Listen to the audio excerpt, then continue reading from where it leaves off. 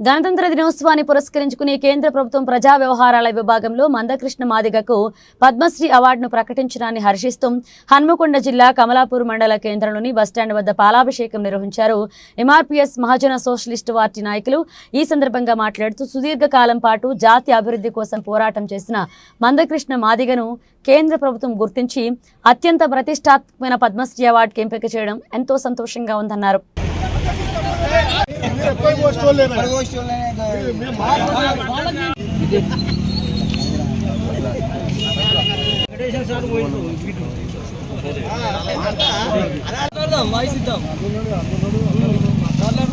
ఈరోజు కేంద్ర ప్రభుత్వము గౌరవశ్రీ మందకృష్ణ మాదిగ గారికి పద్మశ్రీ అవార్డు ప్రకటన చేయడము మేము కృతజ్ఞతలు తెలియజేస్తున్నాము.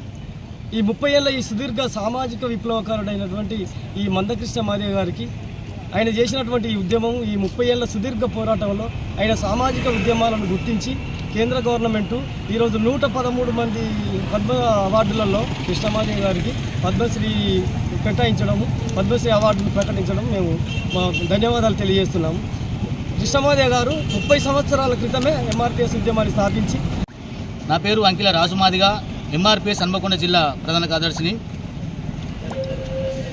మందకృష్ణ మాదిగ గారు గత 30 సంవత్సరాల క్రితం మాదిగ జాతి ఆత్మగౌరవం కోసం, మాదిగ జాతి హక్కుల కోసం ఎంఆర్పీఎస్ ఉద్యమాన్ని నిర్మించడం జరిగింది.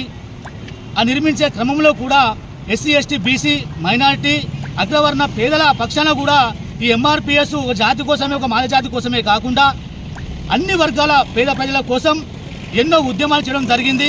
ఆ ఉద్యమాల ఫలితంగానే ఈరోజు మహిళలపై, ఎస్సీ మహిళ కావచ్చు, ఎస్టీ మహిళ కావచ్చు, బీసీ మహిళ కావచ్చు, మైనార్టీ మహిళ కావచ్చు, అదేవిధంగా